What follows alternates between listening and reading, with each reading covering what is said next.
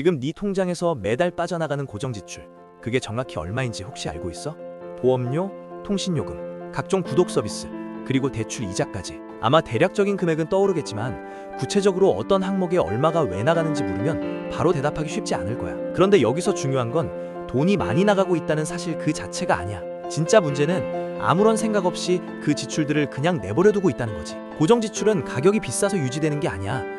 단지 바꾸기가 귀찮아서 유지되는 거야. 그리고 그 작고 사소한 귀찮음이 매달 너의 피 같은 돈을 조용히 가져가고 있어. 더 큰 문제는 우리가 그걸 거의 인식하지 못한다는 사실이야. 고정지출은 대부분 자동으로 빠져나가니까. 우리는 결제할 때 통증을 느껴야 비로소 소비라고 생각해. 현금을 쓸 때는 내 손에서 돈이 떠나가는 게 보이니까 아프고, 카드를 긁을 때는 숫자가 찍히니까 조금 따끔하지. 그런데 자동이체는 어때? 이건 거의 안 아파. 고통이 느껴지지 않으니까 신경을 안 쓰게 되고, 신경을 안 쓰니까 세상이 바뀌고 조건이 달라져도 예전 방식 그대로 두는 거야. 그리고 몇 년이 지나서야 뒤늦게 한숨을 쉬며 말하지. 왜 이렇게 열심히 사는데 돈이 안 남을까 하고 말이야. 보통 돈을 모으겠다고 결심하면 우리는 더 아껴야 한다고 생각해. 마시고 싶은 커피를 줄이고, 먹고 싶은 배달 음식을 참고, 사고 싶은 옷을 장바구니에서 삭제하지. 그런데 솔직히 말하면 그런 노력은 진짜 문제랑 거의 상관이 없어. 그건 참는 영역이거든. 무언가를 참는다는 건 의지가 필요한 일이라서 절대로 오래 갈 수 없어. 이번 달은 어떻게든 참아내도 다음 달은 결국 무너지고 말 거야. 돈이 안 모이는 진짜 이유는 네 변동 지출 때문이 아니라 네 고정 지출 구조 때문인 경우가 훨씬 많아. 행동 경제학자 리처드 탈러는 사람이 기본값을 거의 바꾸지 않는다고 말했어. 처음 가입한 요금제, 처음 설정한 자동이체, 사회초년생 때 들었던 보험, 한번 정하면 그 상태로 몇 년을 그냥 가버려. 비싸도 그대로, 혜택이 줄어도 그대로. 왜냐하면 다시 결정하고 알아보는 그 과정이 너무 귀찮거든. 우리는 그 귀찮음의 대가를 너무 과소평가하고 있어. 나중에 봐야지, 언젠가 바꿔야지 하는 그 마음이 어느덧 몇 년이라는 시간을 만들어내는 거야. 그래서 고정지출은 절약기술의 문제가 아니라 인지의 문제야. 이제부터는 무조건 줄여야 한다는 강박을 버리고 딱 3가지만 차근차근 점검해보자. 우선 최근 1년 동안 단 한 번도 바꾼 적 없는 비용부터 찾아내야 해. 요금제, 보험, 구독 서비스, 대출. 언제 가입했는지 요차 기억나지 않는 것들이 분명히 있을 거야. 거기서부터 시작하면 돼.